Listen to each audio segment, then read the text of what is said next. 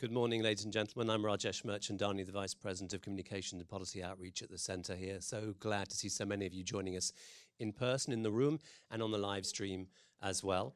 I'm just going to introduce the panel and then hand over to Nancy Birdsall, who will be moderating. So Lawrence Summers, Harvard professor, former US Treasury Secretary, and one of the three co-chairs of the high-level panel convened at CGD that created this report. Ngozi Okonjo-Iweala, former finance minister of Nigeria, and now the distinguished visiting fellow here at CGD and the chair-elect at GAVI, the chair at GAVI. Very grateful to have you. Andrés Velasco is the former finance minister of Chile, another co-chair of the panel that created the report, and a professor of professional practice and international development at Columbia University School of International and Public Affairs.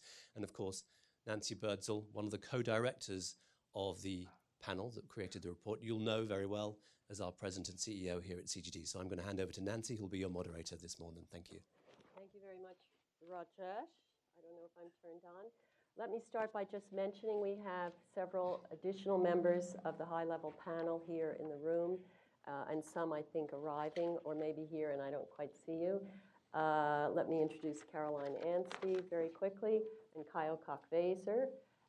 We also are delighted to have the governor of the state of Abia from Nigeria, who is a state's colleague of Ngozi Okonjo-Iweala. He's my governor. He is her governor, her governor, right. And I hope we'll see Maria Ramos, among others, Afsane Beshlos. What we're going to do is I'm going to ask each member of the panel to make some remarks, taking about 5 minutes. That's the goal, anyway. Then we'll have some interaction among the panelists. Maybe I'll ask a follow-up question, and then we'll turn to all of you.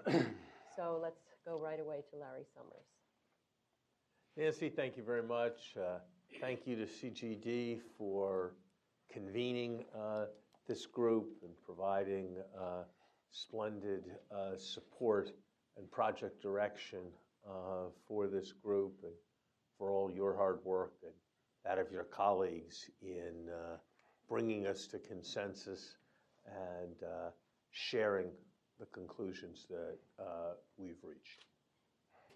Motivation for this report was, at least in my mind, and I'm going to speak for myself here, I hope I echo the sentiments of most of my fellow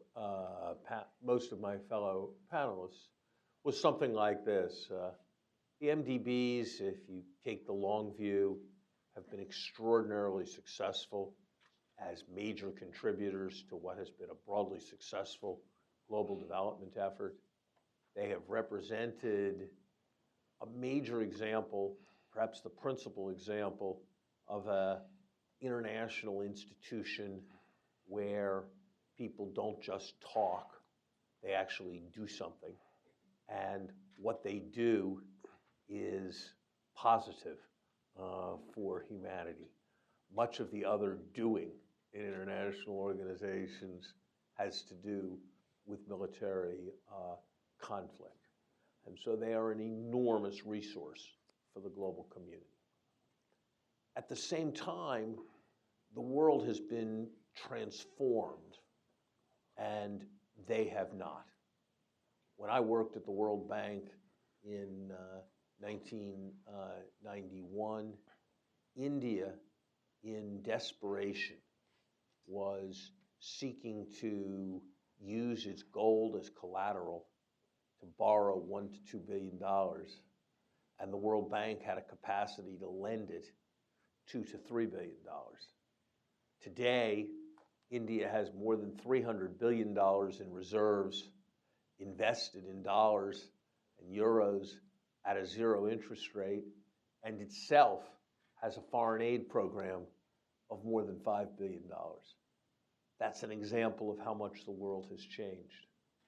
Equally, the extent to which there are trained experts within developing countries in every area of economic policy who have studied and shared experience at the world's great global universities means there's an entirely different kind of set of imperatives in knowledge transfer than was ever the case historically. And in that light, we believe that much of the discussion of international financial institutions has focused on crucial political questions. By what mechanism should their leadership be selected? How should their boards be constituted and the like? And those are hugely important questions that we touch on. But there's, in a way, a logically prior question, which is how should their main mandates be framed at a time when so much of what they had done traditionally in terms of supporting basic resource transfer has become possible in the private markets. A major conclusion of our report for the World Bank is that there needs to be a very substantial upgrading of emphasis on the provision of global public goods. We reached that conclusion because if not the World Bank, then whom? By their nature, global public goods will be inadequately supported by domestic authorities. By their nature, they will be inadequately supported by the private sector, precisely because the ambit of their benefit is so large. The World Bank, to be sure, has been engaged with global public goods, but historically that engagement has been episodic, and it has been through trust fund vehicles that are somewhat peripheral to the core mission. We call for global public goods to become a central part of the World Bank mission, for that to be made clear with a renaming of the institution as the International Bank for Reconstruction and Sustainable Development, for a $10 billion target to be set for global public good investments, for the financing to be oriented to generating internal revenues as well as external support in order to achieve that kind of target. We, in that context, call for a greater separation of role and reduction of overlap between the work of the World Bank and the work of the other regional development banks. We recognize that this will not take place easily or immediately, but we believe that if the World Bank is to have the centrality in the global and economic and financial system that it has had historically, it cannot be simply through providing loans of a kind that are now widely available in the private capital market to countries who have huge, in many cases, liquid pools of reserves, but it has to be performing a catalytic function in filling a gap, and that whether it's in the environmental area, whether it's in the global health area, as illustrated by the pandemic problem, whether it's in providing forward defense of all the countries in the world's interests through support for the resolution of conflicts, that a global public good function for the World Bank can be at the center of its renewal for the 21st century. Thank you very much, Larry. What we're going to do now is post on the screens in very short form the 5 recommendations. Please don't read them now, or read them now quickly. You go back to them as we go along if you want. And let's turn to Ngozi. Thank you, Nancy. Let me pick up where Larry left off. I've been very privileged to be perhaps one of two people who have worked on 3 of these commissions or high-level panels together that send a message to the multilateral development banking system. One, obviously, is this group which sets the scene for some of the things we think the MDBs ought to be doing. The other is the new climate economy, which has just done a report on sustainable infrastructure financing, and the other is the Global Commission on Education, led by Gordon Brown, which also concludes that there's a very important role for the MDBs to play in the education arena, and it's not a zero-sum game for all of these to come together. I'm saying this to also pick up on a point that Larry made. The issue, one of the things we say in the report I think is critical is that if the MDBs did not exist, you would have to invent them. But they would be invented differently, working differently, with different roles, much more differentiation among them than we see today. The World Bank focusing on global public goods, the regional development banks focusing on some of the other, perhaps sectoral types of financing that we think will be necessary to move countries forward. So in that context, we also, one of our recommendations is the financing of sustainable infrastructure, where we think that one of the critical things, constraints on development, I think everybody who works in that knows, is infrastructure. But infrastructure done differently, in a sustainable way, greening infrastructure. And we believe that the MDBs moving forward need to focus on this, with the World Bank taking a lead role and perhaps focusing only on financing green infrastructure and leading the way. That's not to say the others will also, can also finance green infrastructure, but the World Bank sort of focusing mainly on that, whilst the others also do that. And that the extent to which they can raise capital should actually be judged on the extent to which their financing is green, their financing of infrastructure. The MDBs have a very good track record for catalyzing finance for infrastructure.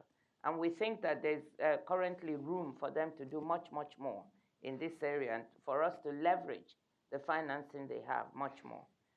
We would like to see them move from about 50 billion a year across all the MDBs now to about 200 billion. Now, the sums that are needed in the next 15 years for overall investment in infrastructure are huge.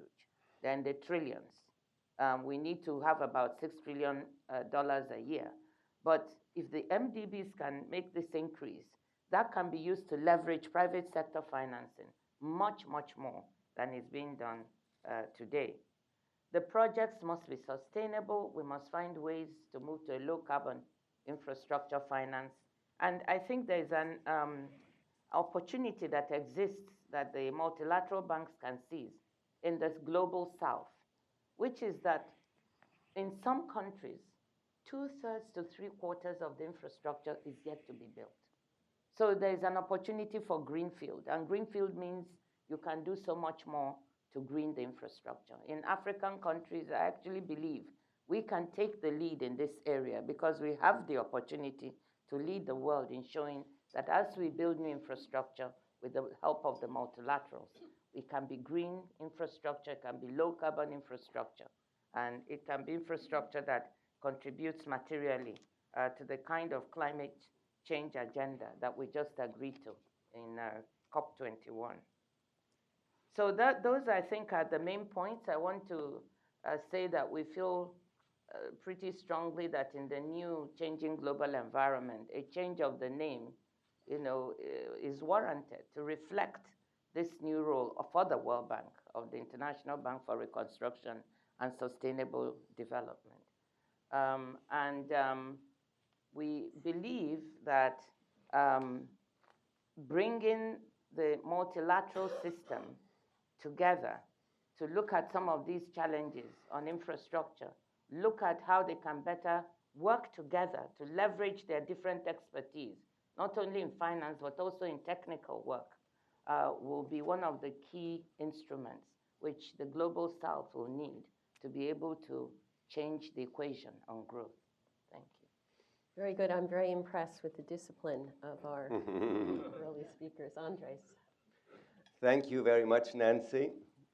I echo Ngozi's and Larry's words of congratulations and thanks to Nancy, Scott, the team. Shepherding this group along was not an easy task, and you did it very well, so thank you. I want to begin also by sharing with you my motivation for doing this. And let me speak here not just as a member of the panel, but as a citizen and as a former official of a middle-income country. The risk, if you look at the MDBs and particularly at the World Bank from our corner of the world, is simply that they will become irrelevant. And forgive me if I give you a non-scientific metric of this. Back in the early 90s, I was the chief of staff of the finance minister of Chile when Larry was at the World Bank. And I remember coming to the World Bank probably 4 times a year. 2 decades later, I was finance minister of Chile. I was on the job for 4 years. I came to the World Bank once. Chile may be atypical, but perhaps that says something about the role of the MDBs when looked at from the point of view of middle-income countries. Why would you go to the World Bank? Or why would you go to the IDB? For one of 3 reasons. Either they have money, either they have knowledge, or either they have focus. Once upon a time, we didn't have the money. We went to the MDBs. Once upon a time, we didn't have the knowledge, so we went to the MDBs. Once upon a time, the MDBs had focus, so we went to them for a focus we didn't have. I think it's not an overstatement to say that a lot of developing countries and middle-income countries today have the money, they have at least some of the knowledge, and they probably have more focus on the MDBs. So if the above is true, irrelevance is really a big issue. So given that, what we have done in the report, and my panelists were disciplined, they didn't summarize it, I will try to be disciplined too. The task we undertook is pretty ambitious. Refocus, redefine the mandate, repurpose what the MDBs in general and the World Bank in particular ought to be doing, with a focus on global public goods, on infrastructure, on green infrastructure in particular, et cetera, et cetera. They're up there, I don't need to repeat. In addition, and here's where I want to spend my next 2 or 3 minutes, we place some emphasis on how the institutions are run, on the big old topic of governance. You probably saw Larry in the Financial Times today saying that we spend a lot of time talking about who runs the institutions, not enough time talking about what the institutions ought to be doing. And I think he's right. But it does matter who runs the institutions. And it also matters a great deal how the institutions are run, the corporate governance, the management of the institutions. And both on the who and on the how, I think the deficit is tremendous. And I think my fellow commissioners echo this feeling that the deficit is tremendous. A lot has been said, much of it very nasty, about the recent World Bank reappointment process. So anything that I can say will seem timid in comparison. But if the 3 words that go around and to which governors and shareholders committed a decade ago or 5 years ago were open, competitive, and transparent, I think it is fair to say that the selection process, in this case and for decades, has been neither open nor competitive nor transparent. But beyond that, there's the issue of how we manage institutions. At the risk of maybe oversimplifying, there are 2 big schools of thought. One is, if you want accountability, you saddle the institution with a lot of rules, with a lot of procedures, with a lot of rigidities. And it's accountable. Of course, it is also slow and bureaucratic and sometimes very frustrating. A different way of running an institution is shareholders, the owners, make bold decisions, set standards, provide focus, and then the institution is given some flexibility to do what it sees best with a fair degree of speed. We feel that Model 1 has prevailed. We tend to feel Model 2 is preferable, so we'd like to move from Model 1 to Model 2. How do you do that? Well, when you have a commission, there's always the temptation to come up with a wholly new set of ideas and principles. That's the way you get famous, and believe me, we were tempted to do that, but we decided otherwise. We looked around and we saw that not too long ago there was another international commission headed by the former president of Mexico, Ernesto Zedillo, and they provided a number of very good recommendations on governance. So rather than getting famous and coming up with new ones, we chose to endorse those. And, you know, the Zedillo Commission talked about chair realignment to reflect new realities in world politics and economics, stronger boards with a role in strategy, not only a role in day-to-day management, talked about rules-based processes for selecting leaders, greater flexibility, et cetera, et cetera, et cetera. We added one idea, which Caio this morning called a mini Bretton Woods, namely, we want to get the owners involved. And I don't know how it is in your country, but in my country, and take this with a grain of salt, it is not senior officials, but mostly junior officials who set priorities vis-a-vis the multilaterals. We would like the ministers to be involved. And as a result, we call for a once every 5-year event, a mini Bretton Woods, in which the owners of all the legacy multilateral development institutions come together to assess what's been done and to set clear priorities going forward. One last point, and I will stop. The report places a lot of emphasis on the need to think about the MDBs as a system.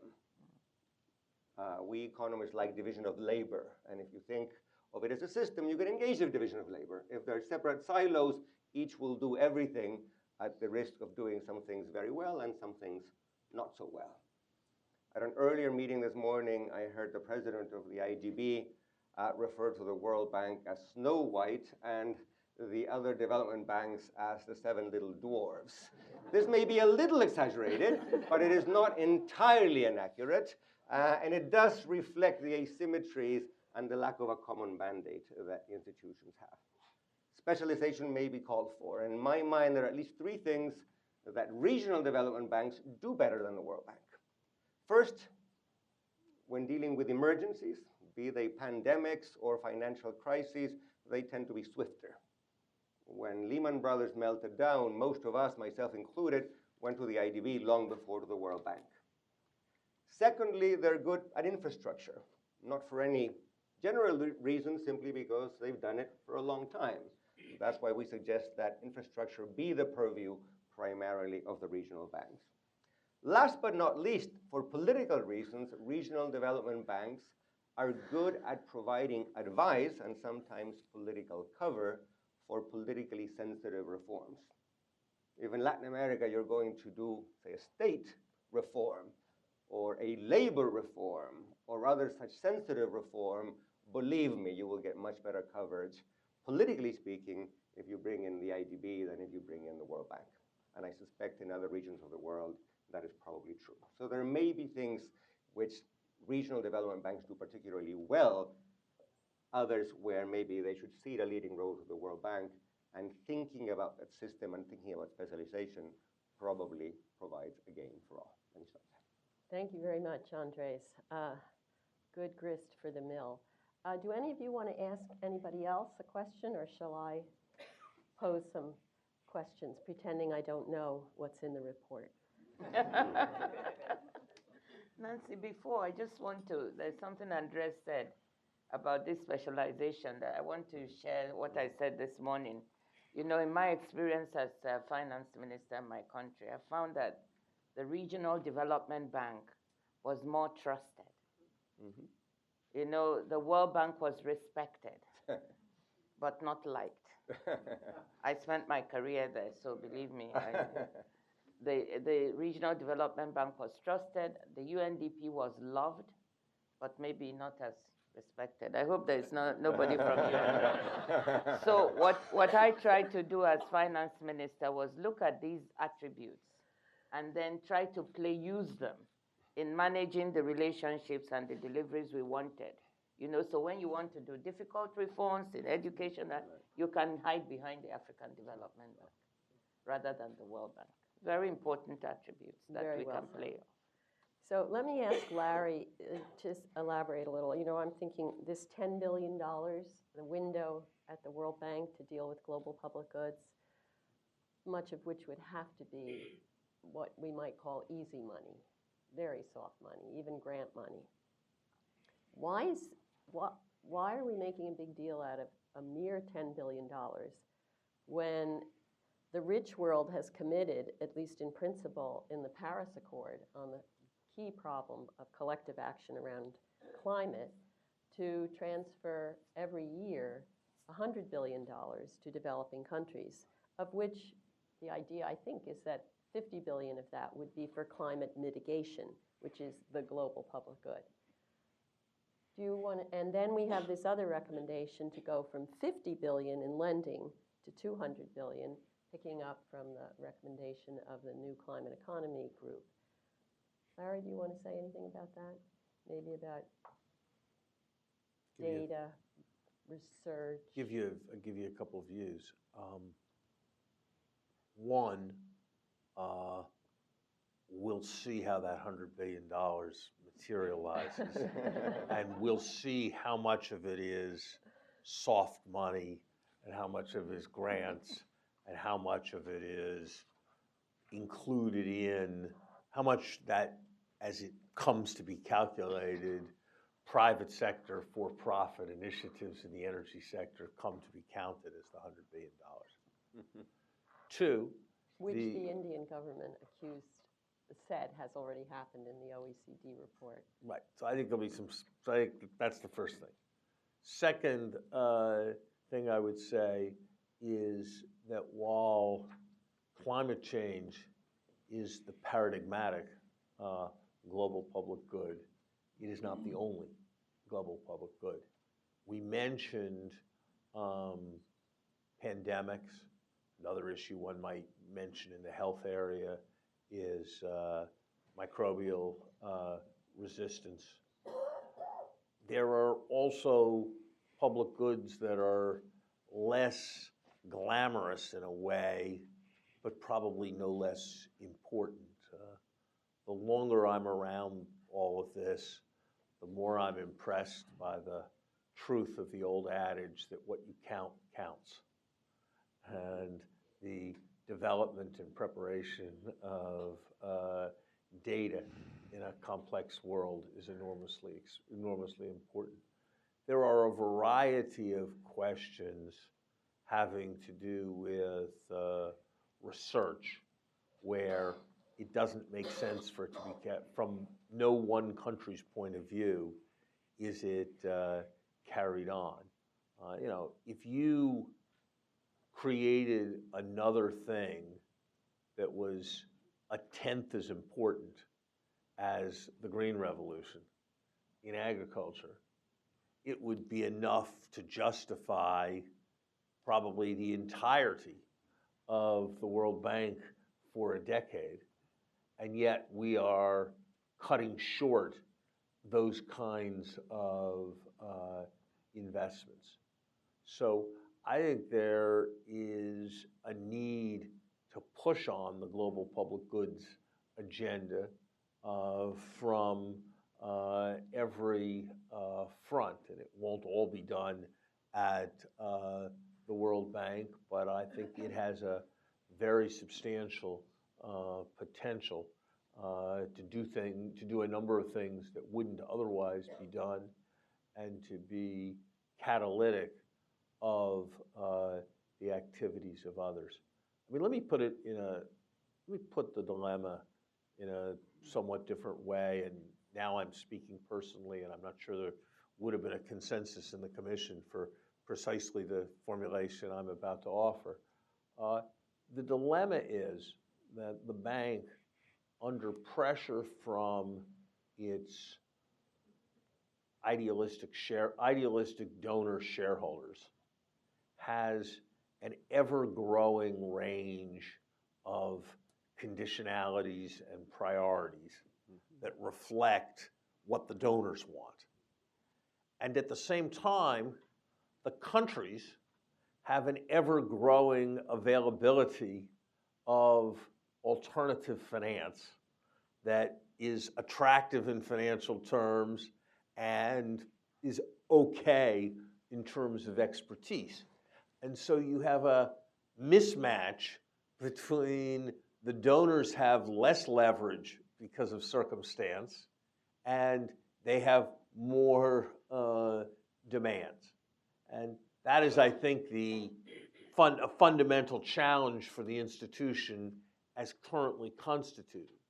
And I think, in a way, you have to step aside from that problem. And the way to step aside from that problem is to conceptualize a larger fraction of the financing as being not the standard loan product that is replicable on the private market. And you have to recognize that some of the idealistic energy needs to direct itself to a strategy of providing services that are valued by developing countries in order that the revenues that are generated from doing that can be used to support a wide range of attractive global public good investments. Very good. Okay, so I was thinking as Larry was talking, you know, I spent many years at the World Bank. Everything we say here about this global public goods business, people from the World Bank will say, well, we're doing that. Mm-hmm. I'm sure those of you who know the World Bank or have been there are thinking that. So it's very important, the point that Larry raised about trust funds. There are more than 3,000 trust funds at the World Bank. Our estimate is that 5 to 10% maximum of all the trust fund easy money goes to something you would put in the category of global public goods. So it's small, it's very ad hoc. What did you say, Larry? You used a good word. You know, it lacks continuity. So this idea of the $10 billion, from my personal point of view, is only a start. It's only a start. And the idea would be that the World Bank shows how you can do more with relatively, to start that amount. And then the regional development banks may do the same. I wonder, Ngozi, if you would just say a word, because Andres talked about the middle-income countries' response to the system. You know, what we're saying about the availability of concessional resources for the low-income countries and availability of resources in general to deal with the world's poor, and how that hooks into the shared mission of most of the multilaterals to, among other things, reduce poverty. Yeah, well, we are saying that, you know, at the minimum, we need to maintain the level of concessional financing across the board from all these institutions, about $25 billion a year. But that the way it is spent, we should be looked at differently. You know, this morning, Nancy made a point when she found out that, you know, the African Development Bank spends far less within the continent in terms of its concessional financing that the World Bank does. The World Bank maybe about $7 billion to $8 billion. The African Development Bank about 2 to 3, something in that range. It's surprising. Don't you think that it would make a great deal more sense if the African Development Bank, for instance, had more of the concessional financing spending right there on some of the reforms which are needed? So one of the things we are suggesting is maybe a shift in the composition of this concessional financing to deal with the issue of the poorest countries, because most of those who need access to concessional finance will be from the African continent going forward. So shifting resources to the AFDB, for instance, would be a very smart way of trying to deal with some of the problems in these, and differentiating, again, the role of an RDB or the RDBs from that of what the World Bank should be doing. Andre. I think that's right. I think it's important to recognize, and this is something that I suspect will be is kind of touched on in our report, but I suspect will become more important over the next few years. You know, it used to be that World Bank loans were market interest rate loans, and IDA loans were nearly zero interest rate loans, and that made them very different things. In today's world, that distinction has very substantially been elided. If my judgments about the world are correct, interest rates are going to be lower for longer than many people suppose. And so I think this whole concept of the two different worlds of hard lending and concessional lending, I think that those distinctions are going to be substantially attenuated in the years ahead. That raises a question for Andres. We have number 4 there, contingency set aside for crises, which is part of this issue of the difference, the old-fashioned difference that Larry refers to. But there's more to it than that, right? Why don't you say a word about that? Absolutely, but before I get to that, one thought on the point both of my fellow co-panelists raised. If it is indeed true, and I think it is, that the distinction between hard, expensive money and soft, cheap money is disappearing, then that further underlines the point that donors with very long agendas are going to find much less receptivity. Mm-hmm. If you come with a long agenda and a lot of unusually cheap money, people will listen to you. If you come with a long agenda and the latest development fad in your pocket, and the money you offer is not particularly cheap compared to other alternatives, then the receptivity to the long agenda is going to be much less. And I certainly subscribe to that view. I know it may be somewhat politically incorrect, but it is true. On reacting to crises, I think this is an absolutely key point. And let me phrase it in a slightly different way than the report does. Let me phrase it how I think an economist would think about it. One of the few things that we economists can say with some degree of certainty is that insurance across a large number of people is better than self-insurance. If you are faced with large but infrequent and very random shocks, then it doesn't make a lot of sense for you to set aside a lot of money just in case that happens to come down the pike. And not simply money, but human capital as well. I come from one of the countries that is hit most often by earthquakes. We have a big one every 10 or 15 years, it seems. But even in that case, in which you could argue maybe it's not that unpredictable, we find it very hard to set aside money, and we find it very hard to have a political process that leads you to have a lot of highly qualified disaster technicians. You know, there are always other priorities and urgencies that push that one aside. And as a result, it makes a lot of sense from a financial point of view and from a sort of human capital point of view to have those capabilities somewhere else at some global level, so that when you need it, and you need it, overnight, you can go to it. And if it is true, maybe it will not be true forever, but it is true today that the regional development banks are somewhat faster on their feet than the World Bank, some of those capabilities ought to be lodged at the regional level. And that is true for disaster relief, that is true for pandemics, that is true for all kinds of large, painful, but hard to predict contingencies. And I think the report has a bunch of good recommendations precisely on that point. Okay, before we go to your questions, comments, I want to add a welcome to Maria Ramos, also a member of the panel. We have 2 board members, Cassie Kebede and Tony Ferrato, and I give them and Kayo and Caroline little pride of place if and when you want to make a comment or raise a question. Kayo, and then to the rest of you. Microphones? No, I think they'll be coming. Maybe they weren't ready. Here we go.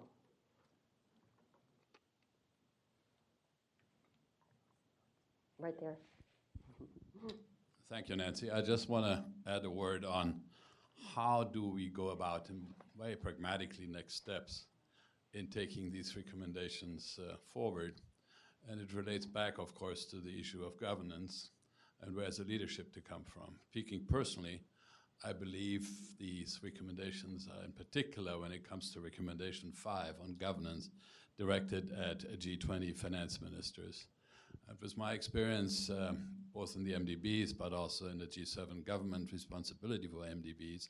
I think there's simply a weakness in the way the large shareholders manage the MDBs, provide strategic guidance.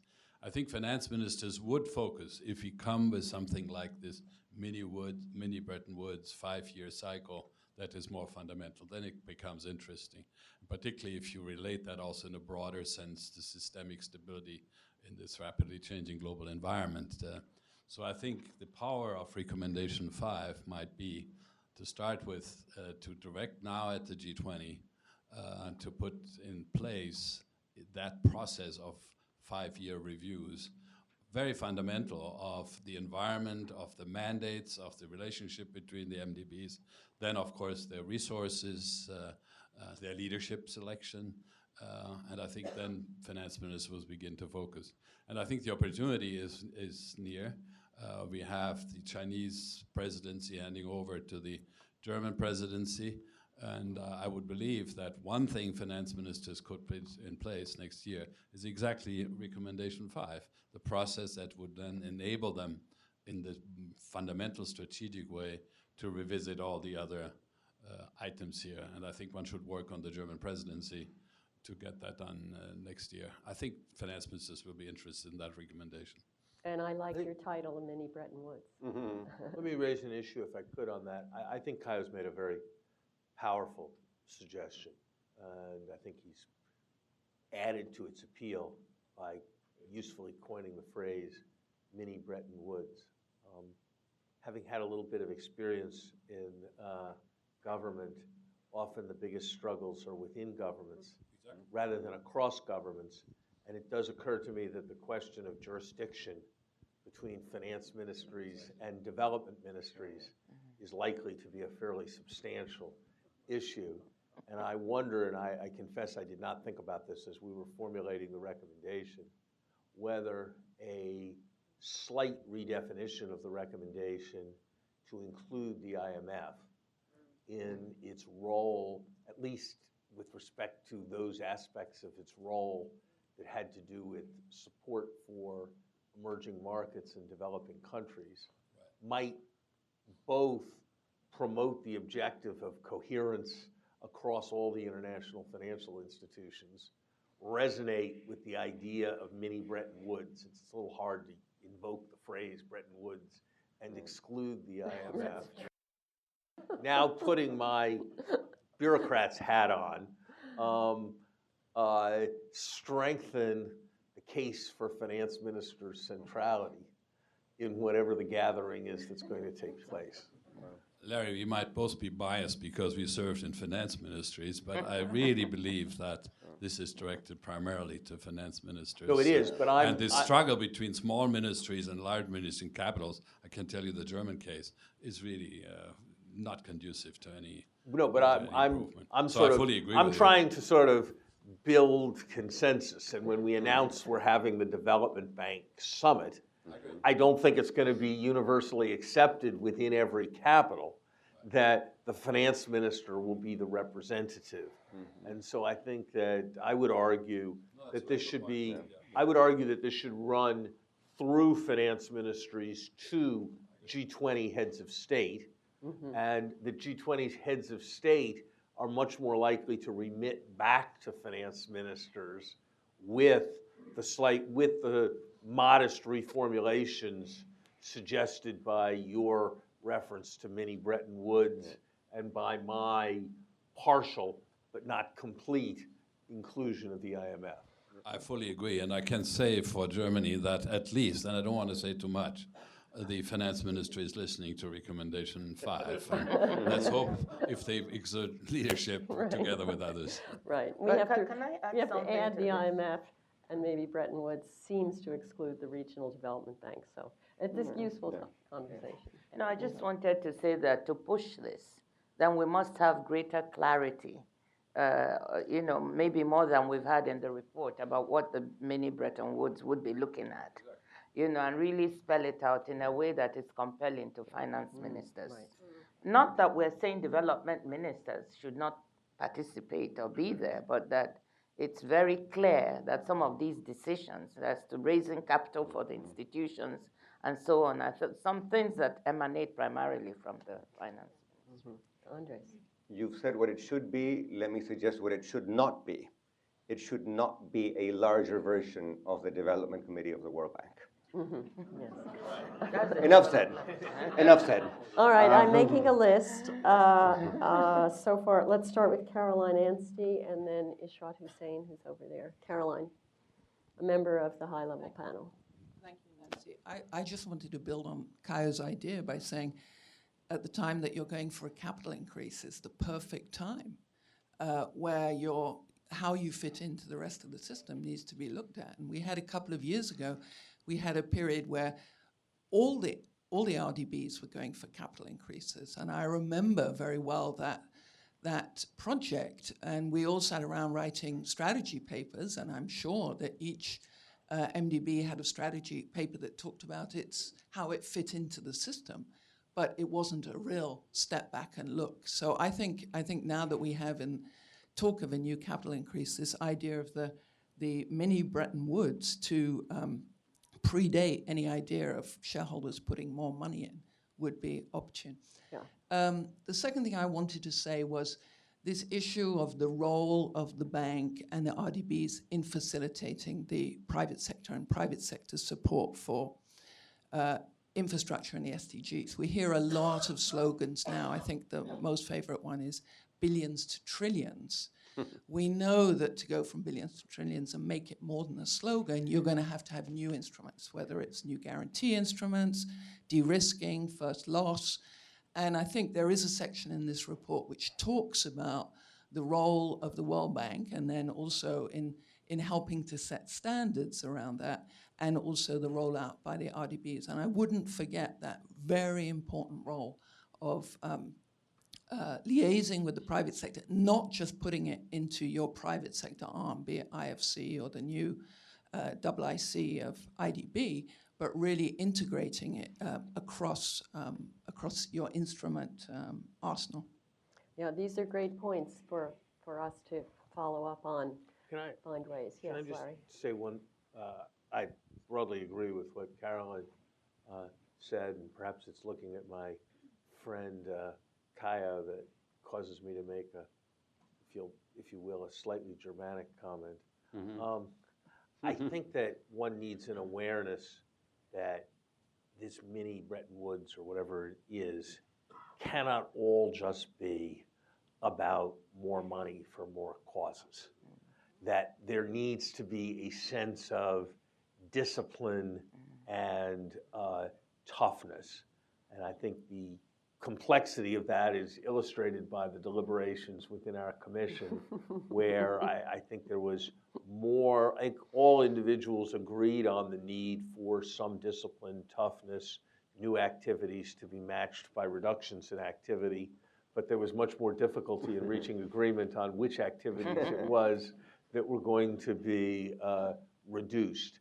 But I very much think that if this is going to succeed, there has to be a sense of tough-mindedness on total staff budgets, on activities that maybe can graduate from the MDBs to the private sector, on what the nature of the rigorous evaluation is going to be. And I do think that there does need to be a bit harder edge to it than has been conveyed in the very optimistic and idealistic conversation we've been having.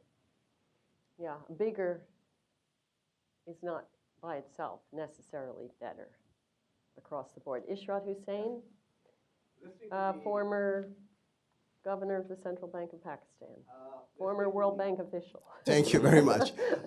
Listening to the very learned panelist, And Larry started by saying that the demand from the developing countries in the 1990s for MDB official financing was much greater than what it is. Then there are alternative financing options available.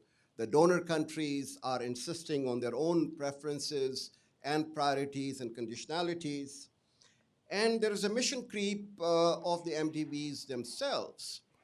There could be, or I would like to ask the Commission whether they thought of an alternate focus for the MDBs, which is that there is not much going on as far as the preparation for the knowledge economy is concerned. There is no financing available for science and technological education, for research and development, and for exchange of practices, best practices among the developing countries, which the World Bank is the repository of that knowledge. So could they think of a, rather than expanding the financing windows of the World Bank and MDBs, try to focus on its role as the transmitter, catalyst for preparing and helping the developing countries to prepare for the challenges of the knowledge economy. And I do not think, given the atmosphere in the European Union and the Mr. Trump's coming in the US, there is an appetite for the donors to give $200 billion for green infrastructure. So I was just wondering whether the Commission ever thought of reducing and focusing the role in a different direction rather than expanding it in the financing window. So maybe I go back to Ngozi to address that. I mean, I don't want to talk too much, but the idea of having a special window for global public goods at the World Bank is, in part, to recognize that everything you're talking about in terms of data and knowledge building and thinking ahead, in a sense, in a world that's so interconnected, particularly the point Larry made about think of the Green Revolution. I mean, what's happening now is that the money at the World Bank that used to go for core support of the CGIAR is being written off in the next 2 years in order to save the $400 million that was committed to the shareholders. So you're right, Ishrat, but I just like, you have Lisbeth sitting next to you. Maybe you say something about the learning crisis in Ngozi. The learning generation. I think this is precisely the work that the Global Commission on Education was doing, led by Gordon Brown with Lisbeth Sear as the head of the Secretariat, and so many people. I see several people involved in the room. And Larry on and Larry and so on. So the main point, we spoke about it this morning, is indeed by 2030, 50% of the jobs as we know them now will disappear due to automation. Yeah. They will not be there. And what we have to ask ourselves is what skills? How do we impart the skills that will enable our young people to be able to take up new types of jobs? And there is a crisis. We're finding that the world is not paying attention to this crisis, that 800 million of our children will not have basic secondary level skills by 2030 if we continue with business as usual. So and this is half of the world's children. So clearly you're onto something, and we posit that indeed the MDBs have a special role to play to take this up and change the dynamics of what we're talking about in trying to help developing countries on the skills area and the education area. And you know, we've asked this morning for the MDBs to set up with us and the Education Commission a special technical task force to define how we're going to look at these issues and finance the change that is needed. I saw Stacey Warden. Yes, Larry, of course. Data. I was privileged to serve with Ngozi and with Gordon Brown, who I think provided really terrific leadership on the Global Education Commission.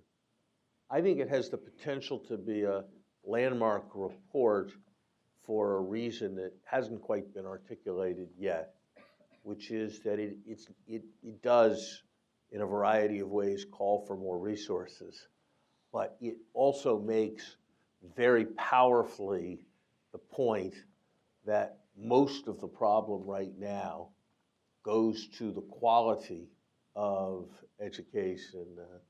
Lant Pritchett, who has done very important research in this area under the auspices of CGD, is fond of remarking, do you know where the most illiterate 11-year-olds are in the world? And he pauses, and then he answers, in school. And they are in school, they are in schools in the subcontinent where 25% of the teachers are absent on any given day, and nothing is being done. And so I agree with you, I agree completely on the importance of the education agenda, but I would caution with respect to the education agenda that by its nature, many parts of it do not involve traded goods, and therefore do not lend themselves especially well to external finance, and that many of them involve critically a focus on quality and internal systems. And I think the report probably didn't go quite as far as I would have preferred, but did really an excellent job of laying out both a quality agenda and a find new resources through better financial engineering agenda for those places where external resources could make the biggest difference. That's a tribute in particular to Gordon and a tribute to Lisbeth. Yeah, may I just add on this? Because Larry has raised a very important point on the fact that it's not all about external finance. Actually, the report points out that 97% of the additional resources that would be needed have to come internally. And so that's pretty powerful. And that led me this morning at another session we had to say to the MDBs and the RDB heads, so what is it that we are going to do to focus our attention also on transferring knowledge, technical support to many of the developing countries that need to increase their domestic resource mobilization? Again, it's one of those things we talk about, and a lot is being laid at the door. You know, everybody now says, yes, they'll pay for it. But how? We spend only 1% of ODA on DRM. Could we do better? Because some of these, from my experience as a finance minister, you know, when you're dealing with resource-rich countries and the ability of some of the companies that you're dealing with to have the expertise to exploit loopholes and not pay their fair share of what is due to help us finance is enormous. And there's a symmetry of information with these, you know, and of knowledge.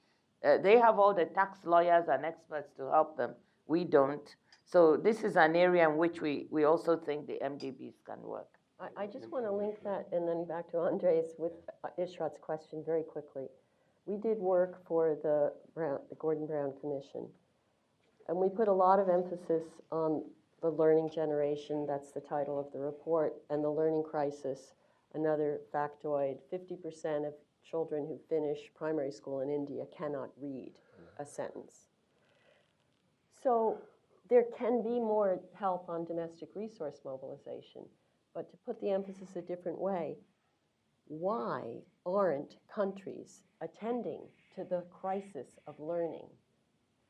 And then to go back to the global public goods window, because they have never gotten support that is hard for them to provide for data and testing. How many developing, a few low-income countries now do the PISA. So the first step in many ways, and it doesn't have to happen, you know, in sequence, it can be a first step, but other things going on that we're all talking about is, to me, the data issue, the global public good issue, where, yes, the World Bank has a trust fund, a tiny little trust fund that deals with 5 countries at the moment. Okay, sorry for the mini speech. Andres. But look, you're right. It's And the link. I yield to no one in my enthusiasm for metrics. Yeah. And no one. I yield to no one in my enthusiasm for metrics. That said, the fact that 25% of the teachers in large parts of India don't show up on any given day is not fundamentally a problem of a global public good or some deep cognition. It is a problem of political will and enforcement, and we need to not somehow suppose that it can be solved through wonderful schemes from the outside rather than the commitment of the governments that are involved. And we just need to be a little hard-headed about recognizing that, in my view. Well said. Okay, Andres. Let me add then to I'll that. try to Let go me add to back. that. I think the big money that is needed will not be global money, it has to be local money. Among other things, because these are permanent expenditures. And by definition, permanent expenditures have to be met with permanent resources, and the World Bank is not going to be providing a permanent flow. That said, I have 2 small caveats to what has been said. One, precisely because it is so politically difficult, sometimes particular initiatives from abroad can ease the wheels of politics. This is largely an ideological battle more than a financial battle. Where states have not stepped in, the private sector has stepped in. And there's a massive expansion of private schooling in Asia, in India in particular, in Brazil, in much of Latin America, et cetera, et cetera. And as you can imagine, this gets all kinds of bells ringing, for good reasons and bad reasons. There's a lovely paper from the World Bank recently which calls for an end to the education wars and a more pragmatic approach to this. There is a global public good, it's called knowledge. If we can get over these ideological humps, I think we will get a lot done. My other caveat has to do with not getting caught up with education alone in the following sense. The biggest source of employment growth all over the world, and certainly in developing countries, has been services. And as Ngozi was saying, a lot of his services are going to be driven out of existence. Bank tellers are disappearing, cash register operators are disappearing, telephone operators are disappearing. So the big question is, what are these people going to do? There's a risk that we will endow those people with skills because we do the education things right, and I hope we do, and that then people will go out looking for a job and they will not find that job. Put differently, you need to work on the supply of qualified labor, but you also need to work on the demand for qualified labor. And that, in my book at least, has a name. It's called Productive Development Policies, which is a politically correct way of talking about what used to be called industrial policy, or some kind of private, public, deliberate effort to diversify the productive base of the economy. This is greeted sometimes with excitement. In other capitals, it is greeted with dismay. I don't think there's any way around that, because these people who today are working in supermarkets and in shopping malls and in the service sector, we can train them, we can teach them, we can retrain them, but we got to think, okay, where are they going to be employed? And that calls for working on the demand side as well. Every rich country has had some form of industrial policy in the past. Stacey Warden, Milken Institute. Hi, I was likewise going to make the bailing in the private sector point, and I wondered if there was any discussion about instruments and balance sheet efficiency at the World Bank, and particularly at the IFC. So more, fewer loans, more MEGA, for example, and also selling down assets on the balance sheet so that you can bring in the private sector and get more balance sheet relief to do more things. Scott, you want to say something about that? Give Scott a word, my co-director. Or do any of you want to? Well, I think Caroline already noted the section that does describe, a focus on better instruments and newer instruments rather than more resources. And even not thinking strictly about this being an IFC silo. One of the specific recommendations is a merger of IFC and MIGA, actually, just sort of trying to rationalize within the institution. So I would just point to those sections of the report. Which also goes back to Andre's point about, insurance, de-risking being fundamental to bringing in private capital on infrastructure and on other issues.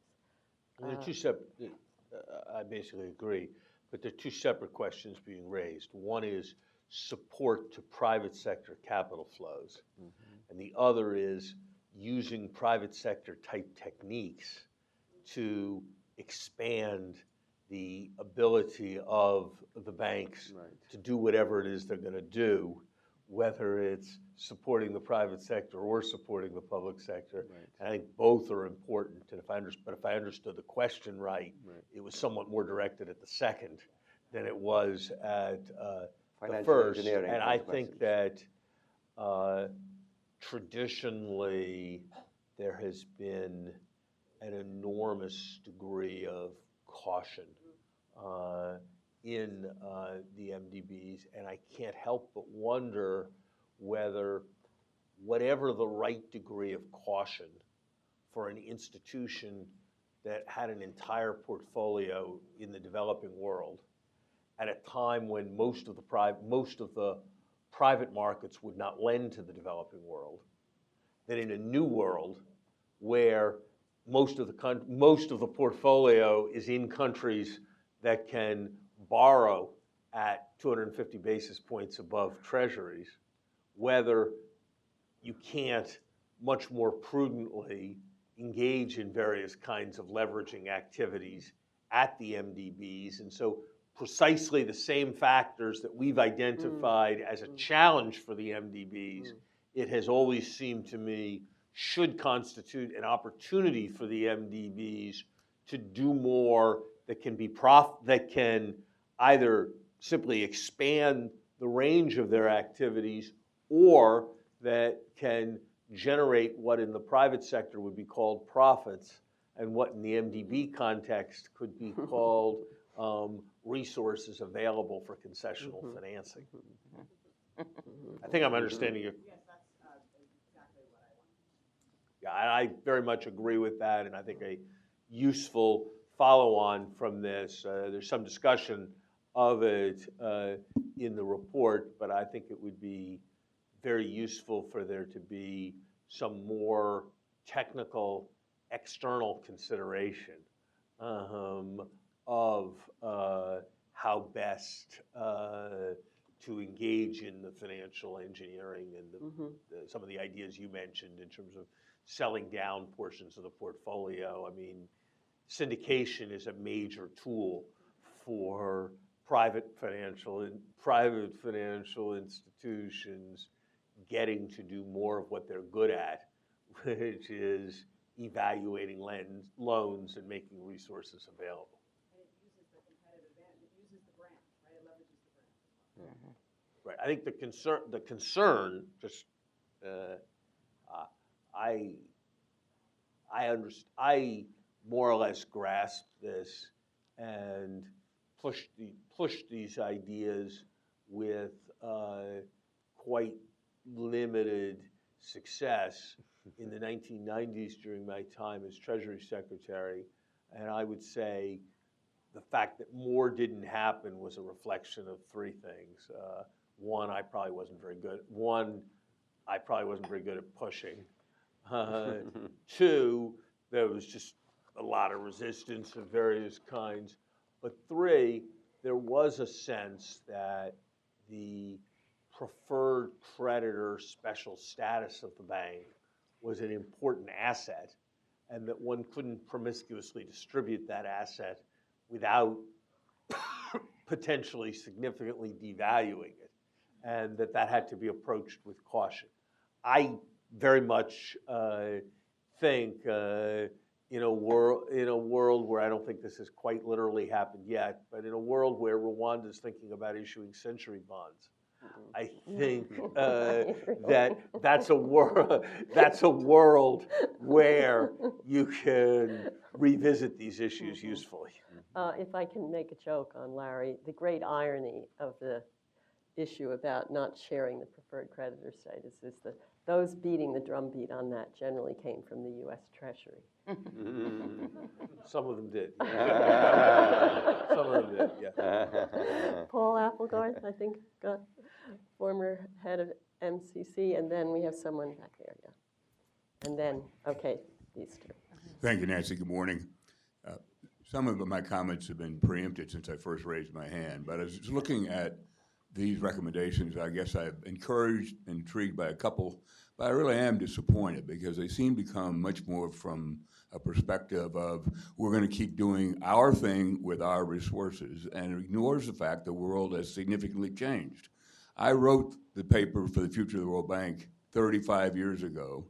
These recommendations would not have looked all that out of place in that paper. The reality is, as some others have mentioned, international capital flows now dwarf official flows. The potential for domestic resource mobilization are much higher than official flows. Yet there is no mention up here of catalytic role, of recognition that there are a lot of things going on, and I would have loved to see in these recommendations references to private sector, private capital flows, and catalytic role. In other words, helping others do their thing. Secondly, the banks are a great source of expertise, probably not as much expertise as they think they have, but still expertise relative to their client market. And finding a way to both reform practices and operations to bring that expertise to bear so it's at the forefront of what's happening in terms of best practices and learning and applying one place to another, I think would be also very helpful. And lastly, it does not, at least here, acknowledge one of the biggest problems with approaching the banks is that they are very slow, and trying to find a way to reform their internal procedures and practices to speed things up, to cut bureaucracy, and to change the way they operate, I think would have as much benefit as many of the other things we're talking about. Nancy, maybe I can say Yes, something. please. Yeah, maybe we didn't, when you look at the list of 5, you don't see, but in trying to outline it, the report is actually almost merciless on this issue. I think you should take a look about the slowness, the bureaucracy, but also on the leveraging. Like I said, for infrastructure, the report of the new climate economy shows they're moving this, the famous billions to trillions. We are talking about moving to tripling what we're spending now on infrastructure worldwide. There is no way that the public sector, can cope with that. I mean, here in the developed countries, infrastructure is financed 40% by public sector, 60% by private. It's the reverse in the developing countries. And we are saying that in order to leverage those private resources, we need the MDBs to go from 50 to 200, but that is catalytic. That's to enable us leverage the private sector financing that we have. So maybe we haven't been as clear, but we're very much in line with your thinking. Okay, so no, but most speakers will be, many readers will only look at the recommendation. yeah, well, okay. Maybe we need to revise it. Well, this is a short form of what is already a short summary in the report. This is Let me add something. so it would fit that. on one slide. Okay, Andres. It is true that the role of the private sector is key, and I don't think anybody on the panel would disagree. But I'm not entirely comfortable with saying, first of all, private flows have increased massively, and secondly, saying we have to catalyze them further. Those two things don't sit neatly next to each other. So agreeing with you, I would shift the emphasis slightly. Rather than necessarily more private sector money, what we need is better private sector money. And I think here the MDBs have a crucial role to play in terms of maturity, in terms of stability, and currency composition, an old obsession of mine, an idea that has been floating around for a long time but never quite taken off. We tend to borrow in foreign currency. I don't have to tell this audience how dangerous that is when exchange rates jump all over the place. in enhancing the quality of the private flows, not so much the quantity of the private flows. I think the bank and others can play a really key role. Excellent. Mr. Governor, you have a comment? Thank you, Nancy. I want to thank you for a wonderful job. And I want to say that I come from a state of about 3.5 million people, and we are very good in making shoes. We are the SME capital of Nigeria. We do all kinds of things with garments and shoes, and we've been exporting on a small scale since the past 15 years. But I want to speak to recommendation number 2. I think that that we provide an opportunity for provision of catalyzing climate-friendly infrastructure. Otherwise, our sentiment is to also go and acquire automation methods that are not as green as we would want to. Because in Africa, this climate change thing for us is what we want to do, but that is not what we need now. So we want to, go with the speed of the world to say, well, the best thing is to do it in the green way. And we want to translate our inability to keep step with the world now to opportunity. Since we've not been able to industrialize as it were, let us industrialize in a green way. And I want to see if there's a way the MDB platform can enable us catalyze this so that other people within our sub-region and elsewhere can learn from us how to do it properly. Okay, so I think that, among many of the other things that has been said, gives us a lot of ideas for how to follow up and how to get traction on each of these issues. I think we have time. No, we are out of time. One more. I think I have to apologize. He's had his hand up for a long time. Yeah. Okay. Yeah. Former Deputy Governor of the Central Bank. I'm very yes, biased. yes. Nigerian. With He's had his hand up apologies. for a long time. We have a lot of Nigerians here Well, today. thank you. It's Yeah, well, thank you. You are I'll all be very welcome. quick. I know we're out of time. My name is Kingsley Morialu. I'm a professor at the Fletcher School at Tufts University and former Deputy Governor of the Nigerian Central Bank. I want to come back to the question of education and to say, just very briefly, that even though a lot of the financing for education as a public good needs to come from countries themselves, I think there's a very important window for the MDBs to do something that can actually catalyze economic transformation in developing countries, especially in Africa. Many of these countries, like Nigeria, have problems right now with money. Let's not go into why. They brought it upon themselves. And of course, we know that MDBs have positioned themselves in the world that some lazy countries now feel that it's the business of the World Bank to develop them. But regardless, I think that the MDBs could come up with a scheme in the area of education and skills where they say to developing countries, we will provide money for 5 years, 10 years, on the condition of a plan for sustainability. But this money will improve the quality of teacher training and the quality of education. This money will go to infrastructure for education. And over a period of 5 to 10 years, I think a very targeted intervention can produce a quantum leap in the level of knowledge and skills that is available in these economies. And it is precisely these knowledge and skills that will enable these countries to figure out their own way. Yes. That's just what I wanted to say. Well, I think, unfortunately, we have to stop. There are people in the room that I know need to be somewhere else soon. But it's a very, I'm sure Lisbeth Steer and the members of the Education Commission, Larry and Ngozi, will be very pleased to have a central bank governor say that.